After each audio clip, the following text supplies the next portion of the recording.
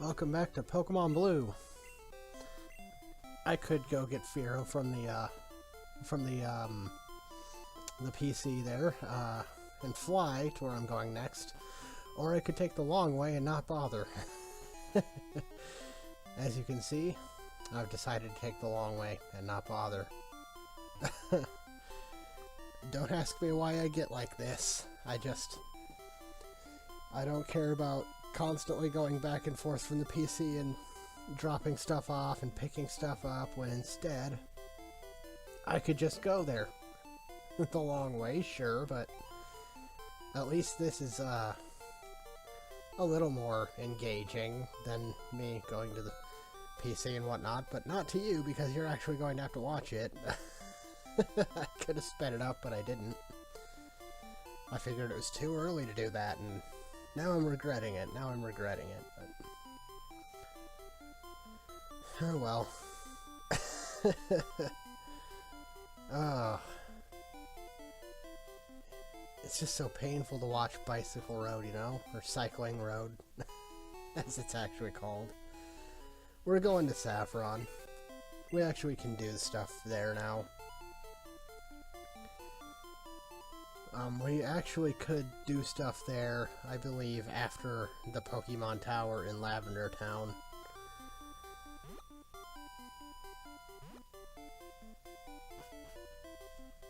Maybe even quite as early as... No, we couldn't do it immediately after the Rocket Hideout, because I went here after the Rocket Hideout and couldn't do anything. I think it's the Pokemon Tower that triggers the events of Saffron City. Oh well, let's take on the gym. And he tells us to get out of the way. You get out of my way? I want to take on the gym, dude. No? Alright. You know, Team Rocket, I figured you'd have learned by now. I only mess with your operation when you get in my way.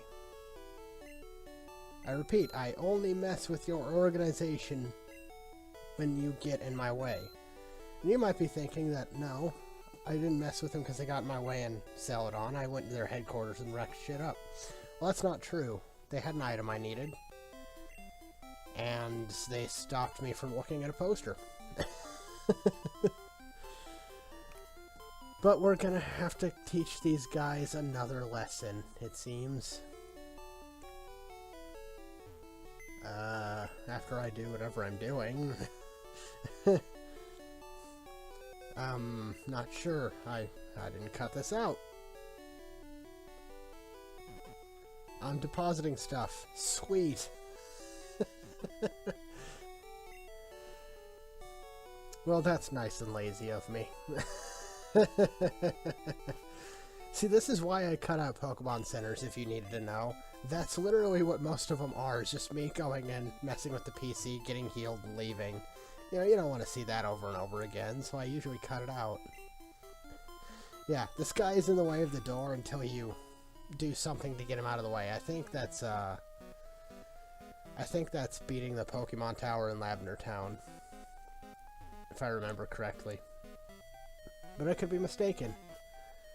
Now this dungeon can be one of two things.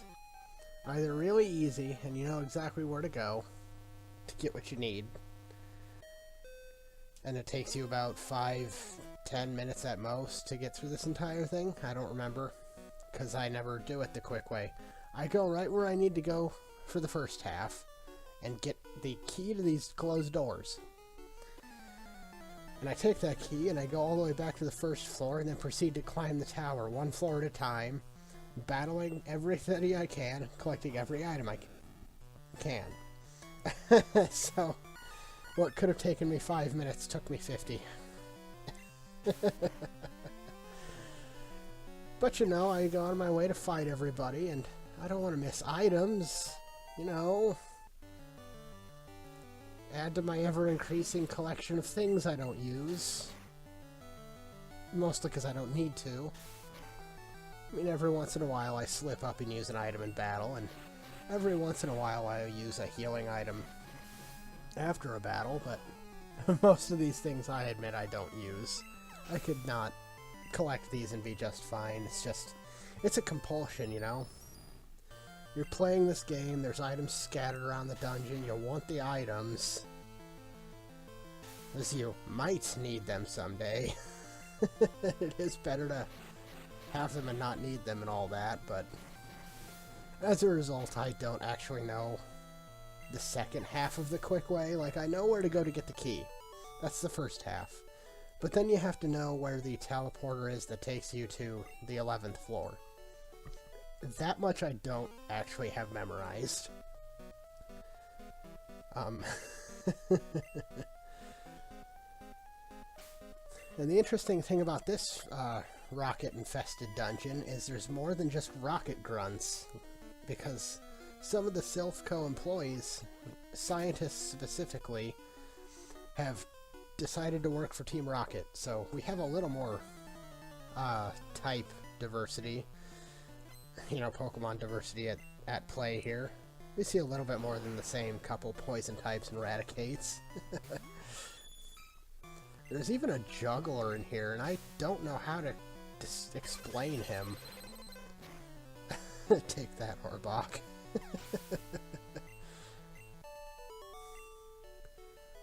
But we'll see him when we get to him. It's in this episode. It's just a little weird. I'm not sure exactly what he is. But here's the key. You have to get in those... I think you only have to fight this guy. I don't know if you had to fight the scientist or not. I'd have to... No, you could totally go around him. So you only have to fight one dude in this dungeon to get the key, at least. Like I said, I don't remember the way to the 11th floor, so I don't know who's between here and there.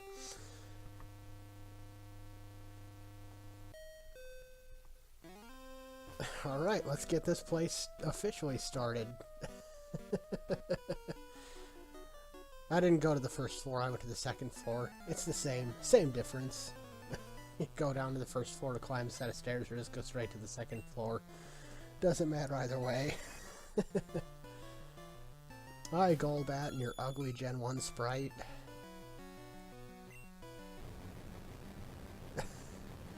I love Critty so much, he's so good.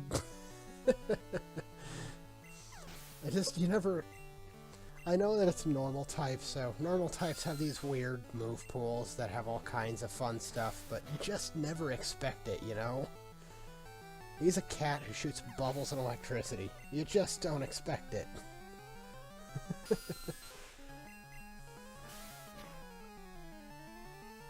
But cat eats multiple bats, so... Also some rats.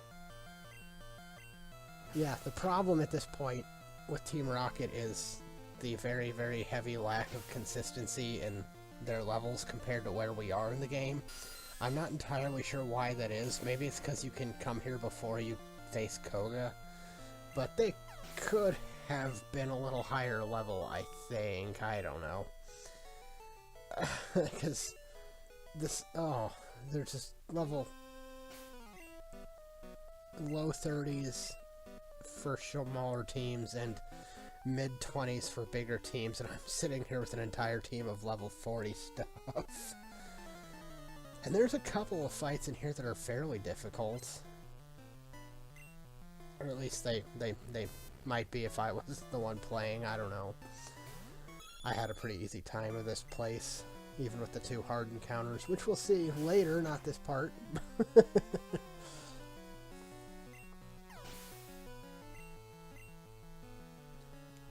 Speaking of cats, my cat is wandering around right now, like, smelling the floor obnoxiously. What are you doing? Get out of here.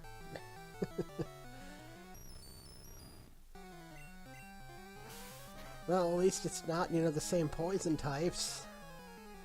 It's just a bunch of the same electric types.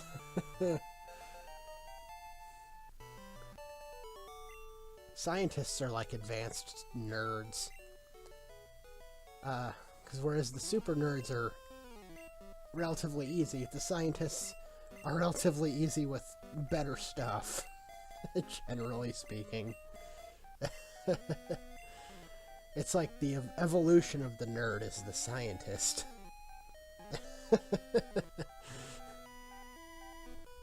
No kids are allowed in here. Alright, kick me out.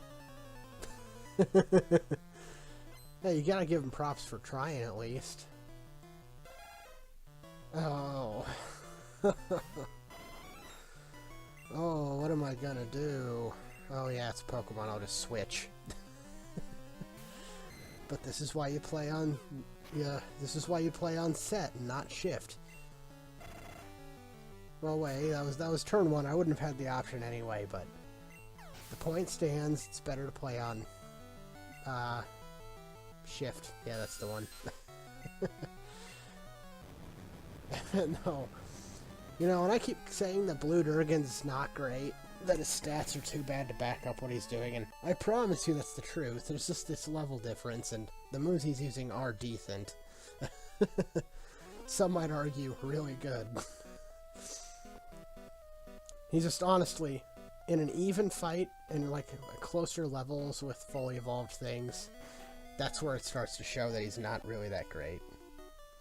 I promise. You'll see an example of that much later.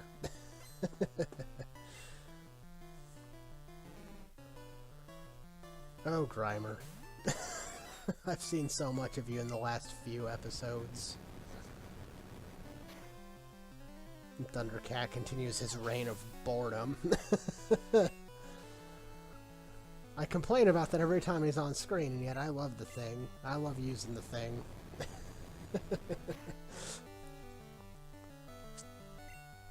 So I'll just stop complaining about him being boring and start talking about how awesome Jolteon is. And look at him. He's got spikes. You don't get cooler than that. You know, when the Raiders come in Fallout wearing shoulder pads with spikes sticking out of them, that's a fashion statement. You know, duh, they're obviously not doing it because it's practical. You're doing it because it looks cool. And that's how you know they're true Raiders, is they got the style down. It's like Jolteon here. He's got spikes. Except spikes, and like, according to the anime, are actually really practical because, you know, they hurt anything that comes into contact with it, so I don't know. And this poor lady's just hiding in here. Yeah, you'll occasionally come across a worker, like a self-co-worker, who's just hiding in these rooms. Because they're in the middle of a full-out, like, terrorist attack at this point. Like, gangsters have come and taken over the building. Who knows what they've done with the other co-workers? Oh no, there's a room full of people, so I think they just rounded everybody up and put them in rooms, and there's some people who hid because, you know, you're not sure what's going on. Okay, so I'm going to be making some weird detours like that where I walk to the end of a hallway and then back. It's because I don't have this place memorized. You know, it's 11 floors of teleporters, and they're really small. Why commit this to memory when I could just search? You know? Quit messing with us, kid. You got in my way first, buddy.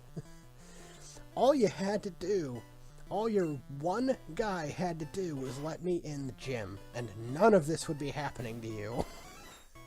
Let us stop pretending that this is my fault at all. I will stop messing with you when you stop getting in my way. And how bad does this criminal organization have to feel that this is like the 4th time they're being pwned by a 10-year-old?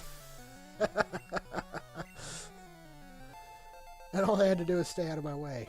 Even though the game's like gonna be trying to pretend that we're doing it because it's the good thing to do and we're heroic or something.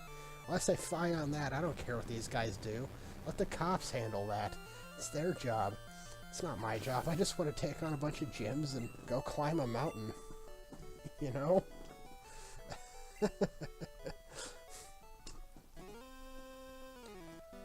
Also, become the champion of the Elite Four. I want to do that too. It's one of my goals. It's kind of a minor one.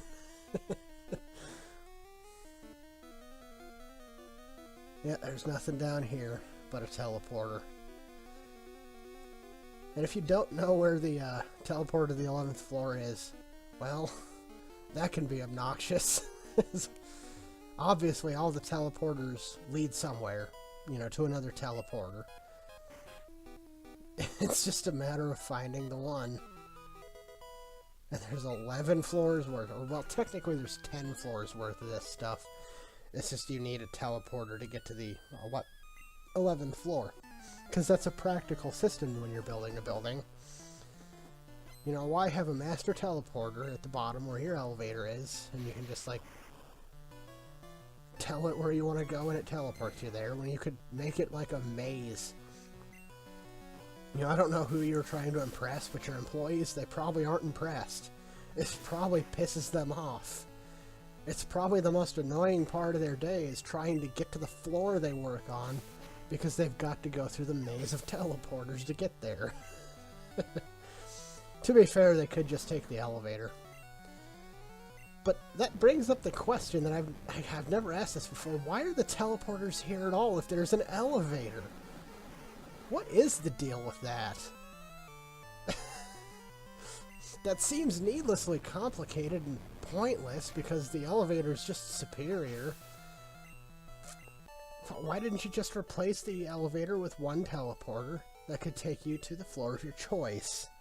That would be more practical than an elevator. But you made it this weird teleporter maze in your company, and I guarantee you that anybody who did this is eccentric enough to require his employees to use the teleporters and only use the elevator as a last-ditch effort. You have to prove that you tried the elevator, the teleporter maze before you take the elevator. Stumbling over my words. Nothing new there. Hang on, gotta take a drink. Got cotton mouth.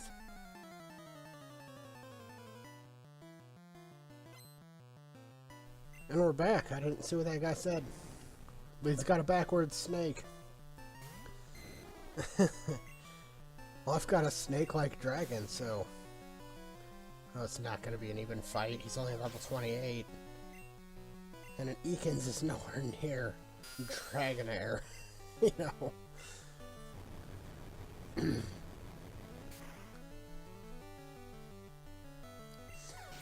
Oh, but this dungeon, it's not the greatest. It's not the worst dungeon in the game, but you know, none of the enemies here stand a chance. None of your opponents are really that great. It's kind of annoying to get around. It has a lot of floors, but it's not the worst. And this guy just blatantly tells you that the boss is on level 11. Thanks, dude. You didn't need to word it that way, you awkward. I wonder what he says in the actual Japanese, because that has to be just really bad translation. That sentence is terrible. I wonder what he actually says. If you know what he actually said, please comment below.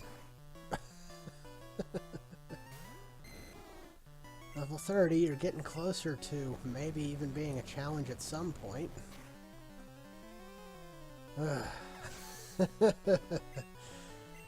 Could I have sped this up? Probably at this point. I don't know. I'm getting bad about that again. I just never know what to speed up and what not to speed up, you know? Because at the end of the day, all these fights are pretty similar. And so if I start speeding things up, I'll speed up everything. But then I did it in the Pokémon Tower just fine, you know? I don't know. Something for me to maybe pay attention to. Yeah, apparently Team Rocket's, like, grand operation was to take over this place, and I'm not entirely sure why. I don't remember if it's explained or not by Giovanni when we meet him, but I don't quite remember why. Like, I know this place has high-tech science and research, so maybe that's it. I don't know. Maybe we'll find out.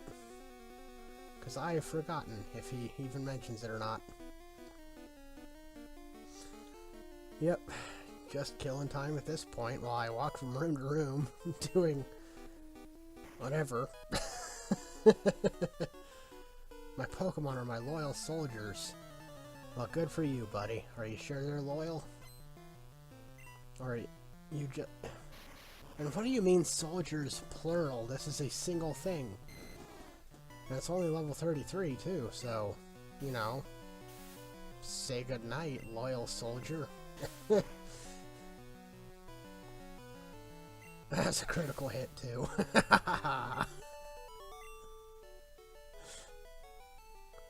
Darn, you weak Pokemon. I don't think they're loyal to you. You seem like a dick.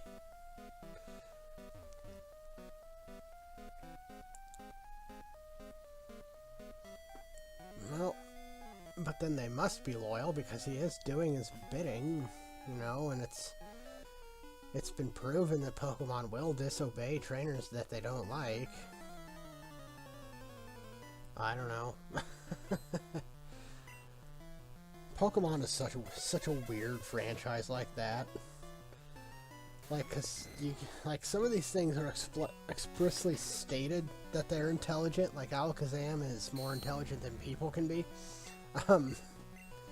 So there are those that are intelligent, but it seems to me like every single Pokemon is intelligent, at least human level intelligent, and so has its own motivations. Like, do Team Rocket's Pokemon, are they all just really lucky that they got caught by Team Rocket?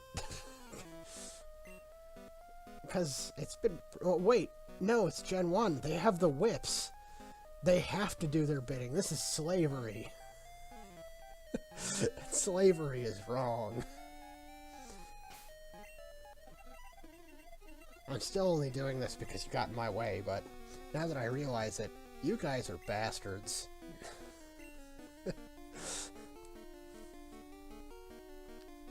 And here he is. This is the juggler that I was talking about.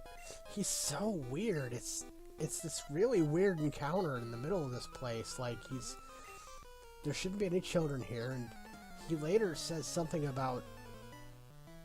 Well, we'll find out. I don't remember exactly what he says, but it's about his boss, and I'll get more into that when we get there. For now, we've got we've got a couple psychic types to take on. From out of the blue. No scientist, no rocket grunt. Just a juggler here in the middle of the building. And he has a Mr. Mime. That's awesome. Not awesome enough to handle Bubba, but, well, I mean, he is a mime. Bubba's been to prison a couple times, so...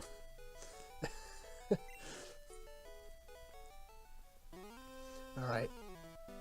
You're only on the 5th floor. It's a long way to my boss. Is he with Team Rocket, or is he an actual worker of Silphco? Because both of the bosses are up at the 11th floor. So he could be talking about either one of them.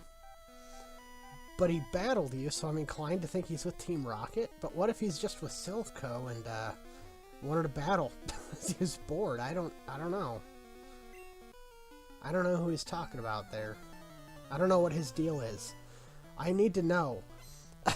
I want to know the lore behind that juggler. You know?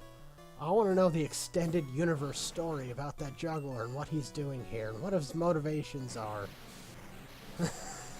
Who he's working for. And what was going through his head when he battled Red. Get on that, Pokemon EU. We demand an answer.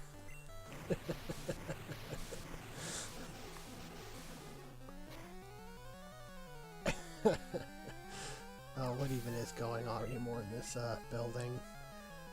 Oh, I'm fighting a scientist. Sorry, I wasn't paying attention because I was busy ranting about that juggler.